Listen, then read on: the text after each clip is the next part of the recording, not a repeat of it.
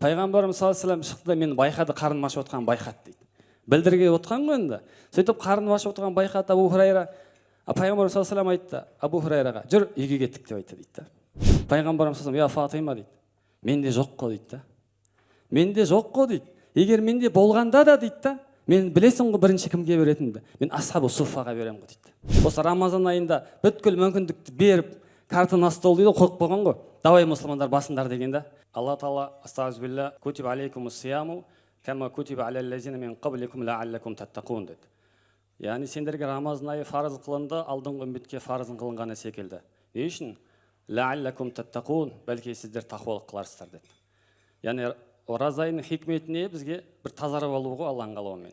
Рамазан айының хикметі бір тазарып алу. 11 ай бойы қиналып жүрген болсақ, бұл Рамазан айы бізге әдемі мүмкіндік екен да.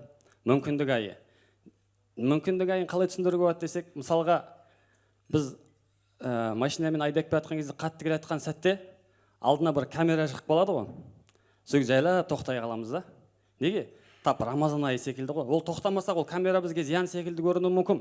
Неге қойып қойған камераны деп. Бірақ камераның кесірінен біз тоқтап, бәлки оң артында өмірімізге апат болатын нәрседен аман қалып жатырық та.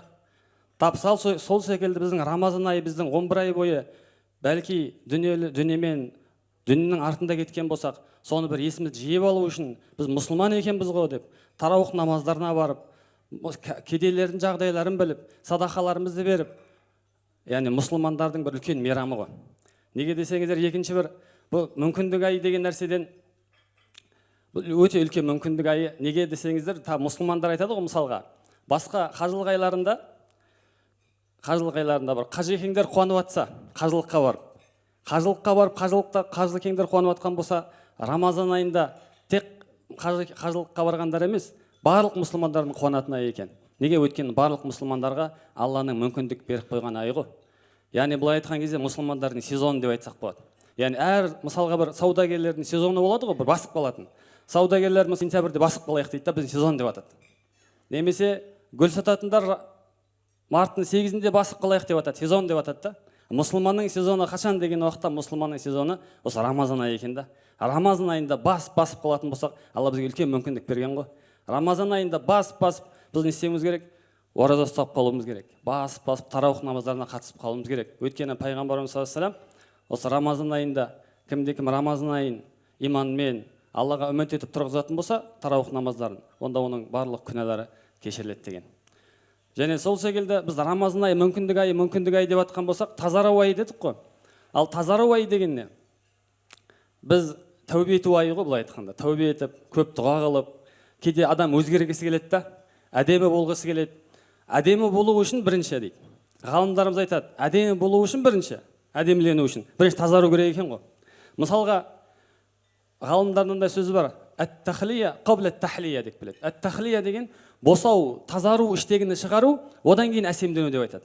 Дереу әсемденуге кіріспеу керек. Мысалға біз айтамыз ғой, бір стакан болса, ішінде айран болатын болса, айранның үстіне су құйып ішкің келетін болса, үстіне дереу су құятын болсаң не болады? Білінеді ол. Бірақ стаканды жуып барып су құятын болсаң, әдемі су болады, Тап сол секілді бізде кейде өзгергіміз келеді. Керемет сипатты ие болғымыз келеді, көркем мінез болғымыз келеді. Бірақ бұның барлығы неге тіреледі? Бірінші тазарып алуға тіреледі да. Ең бірінші не істеп алу керек екен? Мұсылман тазарып алу керек екен. Тазарып алғаннан кейін, одан кейін басқа нәрселерге кіріссе болады. Яғни жақсы көркем қасиеттерге кіріссе болады иншалла. Сондықтан осы Рамазан айы өте бір мүмкіндік айы болған айы, дұғалар айы, дұғалардың қайтарылмайтын айы ғой. Неге? Өйткені мұсылмандардың қашан дұғасы қайтарылмайды? Қиналған кезде дұғасы қайтарылмайды ғой. Әлсіз болған кезде дұғасы қайтарылмайды да. Ал қашан әлсірейсіз? Рамазанда ораза ұстап күні бойы әлсірейсіз да. Ауыз-шараға келген кезде дұға қыласыз да. Аллахым қабыл қылшы дейсің. Сенің әлсіз халін көрген Алла дұғаңды қабыл қылады. Сондықтан біз осы Рамазан айында көптеп дұға қылып қалу керек, тахаджуд намаздарына тұрып қалу керек. Әсіресе мүмкіндік айы деп жатқан айда осы тарауых намаздарынан қалмау керек. Әлі де 15 күн өтіп келген болса, 15 күн әлі бар да. Соңғына қарай басып қалу керек. Алла Тағала біздің осы Рамазан айында бүткіл мүмкіндікті беріп, карта на стол дейді, қойып қойған ғой. Давай мұсылмандар басындар деген да. Соңында Рамазанның 10 күнінде не берді? Иътикаф деген нәрсе берді да. Иътикаф дегеніміз не? Пайғамбарымыз саллаллаху алейхи вассалам сүннеті. Пайғамбарымыз саллаллаху алейхи вассалам әр Рамазанда иътикафқа отыратын болған. Иътикаф дегеніміз мешітте соңғы 10 күнін шықпастан құлшылыққа Аллаға арнауда. Яғни демек, осындай бір соңғы жағында қарай этикаф отырып қалатын болсақ, этикафтың да бір сауабын алып алатын болсақ, кәдімгідей тазарған халде, Алланың мейіріміне бөлген халде шығуға Алла мүмкіндік береді. Және де осы айда көптеген, мұны айтады ғой, байлардың немесе де басқа да мұсылмандардың зекет беретін, садақа беретін ай дейді. Зекетті кімдер береді? Зекет жағдайы барлар, ауқат адамдар беретін болса, садақаны кез келген мұсылман береді. Садақаның кез келген мұсылманның мүмкіндігі. Осы айда пітір садақа беріп қалу арқылы Рамазандағы кем-кетіктерін толтырып алған мүмкіндігі айда. Пайғамбарымыз саллаллаху алейхи ва саллям осы айда ерекше мейірімді болған, осы айда ерекше жақсылықтар көп істеген, әсіресе осы ерекше көп жомарт болған деп келеді. Дұрыс па? Пайғамбарымыз саллаллаху алейхи ва саллям жомарттығын кімге қылған? Пайғамбарымыз саллаллаху алейхи ва саллям жомарттығын біз айтамыз ғой, кімдерге қылған деген кезде Абу Хурайрадан жеткен хадис бар екен да. Абу Хурайра пайғамбарымыз саллаллаху алейхи ва саллямға дейді, бір сыйлық келетін болса, бір садақа келетін болса, асхабу суффаға бөліп беретін бірінші дейді. Асхабу суффа деген кім? Асхабу суффа дегеніміз пайғамбарымыз саллаллаху алейхи ва саллямның мешітінде Мединада ілім алатын сахабалар. Пайғамбарымыз саллаллаху алейхи ва саллямның мешітінде ілім алатын сахабаларға бір бөлмеде ол бала шағасын бәрін Меккеге тәрк етіп, Мединаға тек қана ілім алу үшін келген екен. Пайғамбарымыз саллаллаху алейхи ва саллямның қасында жүріп тек қана ілім алу үшін келіп бәрін тәрк етіп мешітте өмір сүреді. Сол мешітте бір бөлмеде өмір сүргеннен оған асхабу суффа немесе әхлу суффа деп кеткен. Пайғамбар Абу Хурайра айтып отыр, мен асхабу суффалардан едім дейді. Демек, ең көп ілім алып алған хадис жеткізген Абу Хурайра радиаллаху анху қалай болды ол? Өйткені асхабу суффадан болғанда үшін да. Пайғамбарымыз саллаллаху алейхи ва саллям садақасының барлығын, хадиясының барлығын кіммен бөліскен? Бірінші асхабу суффамен бөліскен екен да. Абу Хурайра айтады, пайғамбарымыз саллаллаху алейхи ва саллям бір күні мен қарным ашты да сыртқа шығып едім. Сыртқа шығып, мені кім байқайды деген мешіттің алдында отырдым дейді. Сол уақытта мешіттен Омар ибн Абу Бакр шықты бірінші дейді, радиаллаху анху. Абу Бакр шықты да маған қарады да кете берді дейді. Одан кейін екінші кім байқайды екен деп едім. Екінші Омар ибн Хаттаб шықты да ол кісі де маған қарады да менің жанымнан өте барды дейді. Сөйтіп тағы да менің халімді кім байқайды деген деп әлі жалғастырып отыр едім. Бір кезде мешіттен пайғамбарымыз саллаллаху алейхи ва саллям шықты дейді. Пайғамбарымыз саллаллаху алейхи ва саллям шықты да мені байқады, қарным ашып отқанын байқады дейді. Білдірге отқан ғой енді. Сөйтіп қарным ашып отқанын байқады Абу Хурайра. Пайғамбарымыз саллаллаху алейхи ва саллям айтты Абу Хурайраға, жүр үйге кеттік деп айтты дейді. Сөйтіп пайғамбарымыз саллаллаху алейхи ва саллям бірге үйге барып едім. Пайғамбарымыз саллаллаху алейхи ва саллям үйінде бір сұрады дейді, үйіне барып. Үйде не бар, ішетін жейтін деп. Сол кезде әйелдері пайғамбарымыз саллаллаху алейхи ва саллямға үйде сүт бар, сізге бір кісі хадияға сүт әкеп берді дейді. Қуанып кеттім дейді Абу Хурайра. Сүт ішетін болдым ғой деп қуанып жатқан кезде пайғамбар саллаллаху алейхи ва саллям айтты, асхабу суффалықтардың бәрін шақырып кел деп айтты дейді. Ілім алып жатқандардың барлығын шақырып кел деп айтты дейді. Сол кезде үмітім үзіле бастады дейді. Ой, бұл маған жетпей қалатын болды ғой.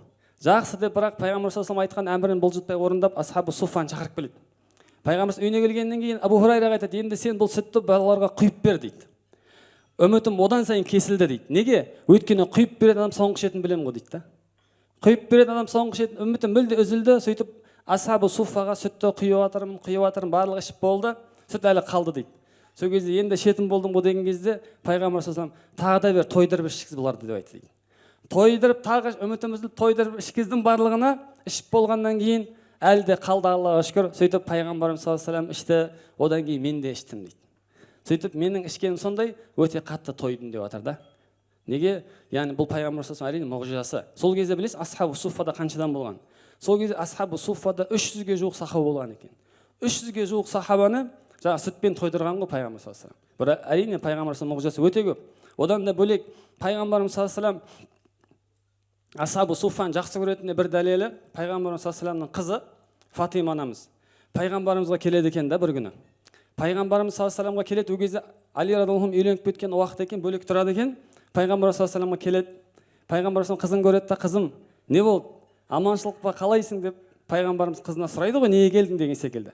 Сол кезде пайғамбарымыз саллаллаху алейхи ва саллям қызының қолын ұстаса, қолында бір байқайды, қолы тілініп кеткен, қолы шаршаған, сондай бір халде болады. Сөйтіп, қызым, не болды мына қолыңа деген кезде, әке, осы айтайын деп келіп едім. Кішігірім мына Али екеуміз жұмыс жасаймыз, судан, жерден, құдықтан су тартамыз арқанмен. Сол кезде қолымыз осылай тілім болып кетеді. Соған сіз енді пайғамбар бола тұра бір қызметші бір жалдап беріңізші бізге. Бізге бір қызметші беріңізші дейді. Қызметші алып беріңізші, қолыңыздан келеді ғой деген кезде Пайғамбарымыз саллаллаху алейхи вассалам, я Фатима дейді, менде жоқ қой дейді да. Менде жоқ қой дейді. Егер менде болғанда да дейді да, мен білесің ғой бірінші кімге беретінімді. Мен асхабу суффаға беремін ғой дейді. Мен асхабу суффаға беремін, мен саған беремін. Егер болғанның өзінде мен асхабу суффаға беретін едім ғой дейді да. Ол кімдер? Пайғамбарымыз саллаллаху алейхи вассаламның жанында жүріп, хадисін жаттап, Құран жаттап, ілім алып жүргендер да. Ол жерден кімдер шықты асхабу суффадан? Абу Хурайра шықты. Ол жерден біздің Абу Ханифаның ұстазы болған, ұстаздарының ұстазы болған Абдулла ибн Мас'уд шықты. Имам Шафилардың ұстазы болған Зайд ибн Сәбит шықты, радиаллаху анхум ардахум. Осындай үлкен сахабалар, былай фуқаха, үлкен фақих сахабалардың бәрі қаяқтан шықты десеңіз, осы асхабу суффадан шыққанда. Сонда үлкен ілім талап ететіндерді Пайғамбар саллаллаху алейхи вассалам жақсы көріп, осындай айларда ерекше көңіл бөлген екен.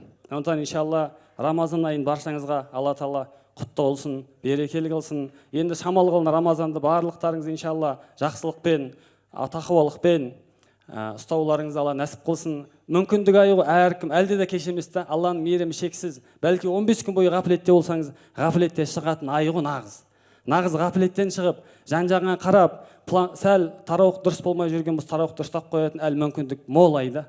Әтикафқа кіріп бір шығып алатын, кейде біз айтамыз ғой, умраға барып бір тазарып келейін, қажылыққа барып тазарып келейін. Ал мұсылманның Рамазанда да тазарып келейін деген айы ғой былай айтқанда. Бір тазарып алайыншы иншалла. Алла мүмкіндігіңді беріп тұрсын ғой. Бар мүмкіндігіңді басып қалайыншы. Құранды бір-ақ рет хатым қылған болсаңыз, 2 рет хатым қылуға бір энергия жинап алып, кәне басайын деп, 3 рет оқып қалайын, ертең Рамазанда оқи алмаймын ғой. Рамазанда оқып қалайыншы иншалла. Мешітте көбірек болып қалайыншы. Рамазаннан кейін итакта жұмыс, шаруа, дүние бастан кетеді ғой, бастан асып жатыр. Бір Рамазанда мешітте болып қалайын деп, бүткіл уақытыңызды мешітке, медреселерге жұмсасаңыздар, өте керемет деп ойлаймын иншалла. Алла Тағала естіп келгендерімізге амал етуді нәсіп қылсын. Ва ахиру дауана анил хамдулиллахи раббил аламин.